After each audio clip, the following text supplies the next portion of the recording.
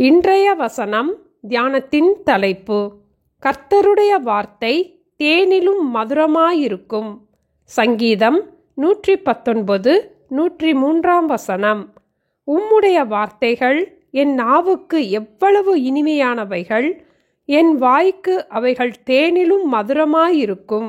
இந்த வசனத்தில் ஆண்டவருடைய வார்த்தைகள் தேனுக்கு ஒப்பிட்டு கூறப்பட்டுள்ளது. இயற்கையான முறையில் சுத்தமாக எடுக்கப்பட்ட தேனுக்கு எக்ஸ்பைரி டேட் கிடையாது. எகிப்தில் உள்ள பிரமிடுகளில் வைக்கப்பட்டிருந்த தேன்கள் 1000 ஆண்டுகள் கழித்து ருசித்த போதும் அது கெடாமல் இருந்தது.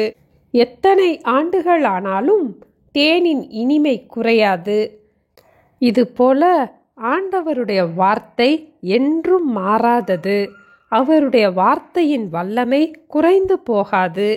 மத்தேயு 24 அதிகாரம் 35 வசனத்தில் இயேசு இவ்வாறு கூறினார், வானமும் பூமியும் ஒழிந்து போம், என் வாயின் வார்த்தைகளோ ஒழிந்து போவதில்லை. சுத்தமான தேனின் சுவை இனிமையானது. ஆண்டவருடைய வார்த்தைகள் தேனிலும் இனிமையானது. நாம் ருசித்து பார்க்கும் போதுதான் அதன் இனிமையை உணர முடியும். வேத வசனங்களை நாம் வாசிக்கும் போது, தியானிக்கும் போது, கேட்கும் போது, கீழ்ப்படியும் போது, மற்றவர்களுக்கு வேத வசனங்களை கூறும் போது நாம் அதன் இனிமையை ருசிக்க முடியும். நாம் கற்றுக்கொண்ட வேத வசனங்களை மற்றவர்களுக்கு எடுத்து கூறும் போது கேட்பவர்களுடைய இருதயமும் கொழுந்துவிட்டு எரியும். எருசலேமிலிருந்து எம்மாவு கிராமத்துக்கு சென்ற 2 பேரிடம் இயேசு வேத வாக்கியங்கள் எல்லாவற்றிலும் அவரை குறித்து சொல்லியிருந்தவைகளை விவரித்து காண்பித்தார். அப்பொழுது அவர்கள் ஒருவரையொருவர் நோக்கி, வழியிலே அவர் நம்முடனே பேசி வேத வாக்கியங்களை நமக்கு விளங்க காட்டின பொழுது நம்முடைய இருதயம் நமக்குள்ளே கொழுந்துவிட்டு எரியவில்லையா என்று சொன்னார்கள்.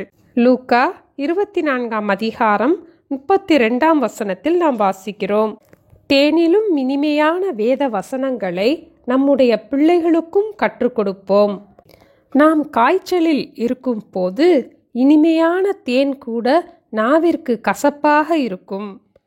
பாவம் நம்மில் இருக்கும் போது வேத வசனத்தின் இனிமையை நாம் ருசிக்க முடியாது.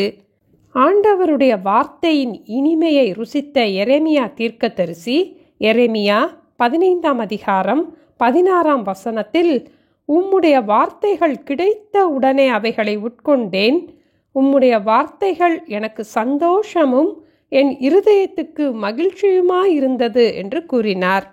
நம்முடைய இருதயத்துக்கு மகிழ்ச்சியை தரக்கூடிய தேனிலும் இனிமையான வேத வசனங்களை தினமும் நாம் உட்கொள்வோம்.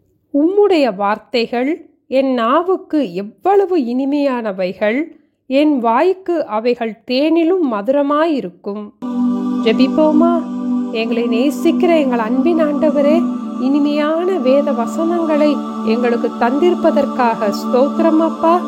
எங்களுடைய இருதயத்துக்கு மகிழ்ச்சியை தரக்கூடிய தேனிலும் இனிமையான வேத வசனங்களை ஒவ்வொரு நாளும் நாங்கள் வாசிக்க, தியானிக்க, அதை கை கொண்டு நடக்க, எங்கள் பிள்ளைகளுக்கு கற்றுக் கொடுக்க, மற்றவர்களுக்கும் வேத வசனங்களை அறிவிக்கக்கூடிய வாஞ்சையை தந்து எங்களை ஆசீர்வதிக்க வேண்டுமாய் இயேசுவின் நாமத்தில் ஜெபிக்கிறோம் பிதாவே, ஆமென்.